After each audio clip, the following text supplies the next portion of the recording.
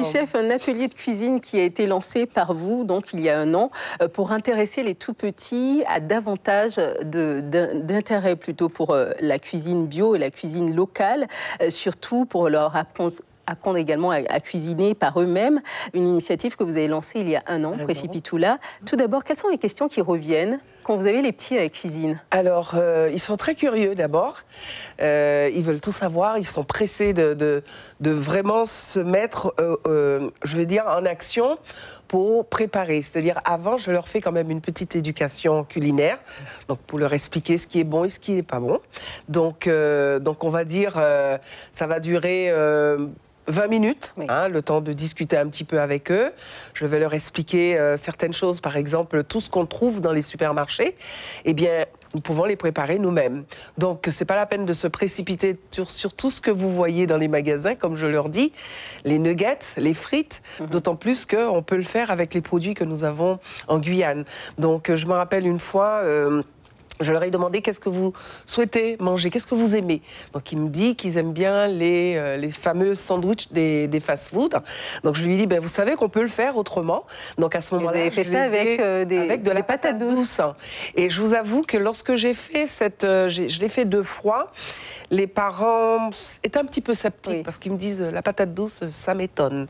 Alors, mais ce côté sucré, peut-être, c'est ça qui les intéresse. Et puis les enfants, ils vont préférer manger les pâtes, les frites, toutes ces petites choses-là que de la patate douce. Oui. Et en fait, on a réalisé l'hamburger avec vraiment tous les ingrédients qu'il faut, donc avec de la viande locale, bien sûr, la tomate de Guyane, la laitue de Guyane, la petite sauce qu'on a préparée nous-mêmes. Et à la fin, quand ils ont réalisé leur hamburger, les parents venaient parce que c'était la fin. Et une maman qui m'a regardée et qui m'a dit « Quoi ? Mon fils mangeait de la patate douce? Non, j'aurais jamais pensé. Oui. » Et l'enfant qui voulait même pas regarder... Mais là, le déguiser en fast-food, oui. Ah oui, d'ailleurs, ils ont appelé ça le Mac Bio. D'accord.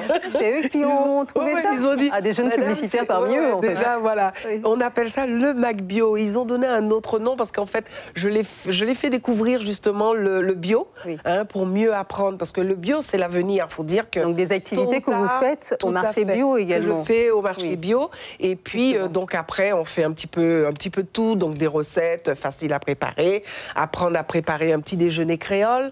Donc, et surtout, le but, c'est de les faire manger local. Oui. Parce que, c'est vrai, j'avoue que les parents sont toujours occupés. C'est facile d'aller soit dans les fast-food, dans les magasins, acheter du préparé. Mais comme je leur explique, il y a des conséquences. Parce que le produit arrivé en Guyane, il faut bien les conserver. Oui. Donc, il faut comprendre qu'il y a des additifs, des colorants, des conservateurs, etc., etc.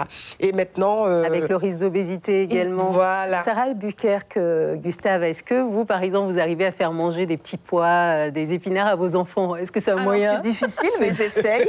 Et c'est vrai que je suis très sensible à tout ce que vient de dire Madame Pitoula, parce que moi, j'essaye de faire au maximum mes courses locales, d'acheter local au marché, acheter au marché de poissons, la viande chez le boucher aussi au niveau local, pour leur donner de bonnes choses à manger. Et même s'ils n'en mangent pas beaucoup, mais au moins ils découvrent des choses différentes, ils connaissent les fruits et les légumes locaux. Et c'est vrai que les légumes, c'est pas leur truc, mais c'est aussi nous, parents, qui leur donnons à manger. Donc, au bout d'un moment, ils finissent quand même par s'habituer. Et on essaie d'avoir un peu d'imagination quand même, quand on fait le repas. Ce qui est bien, ce sont les enfants, après, qui disent aux parents.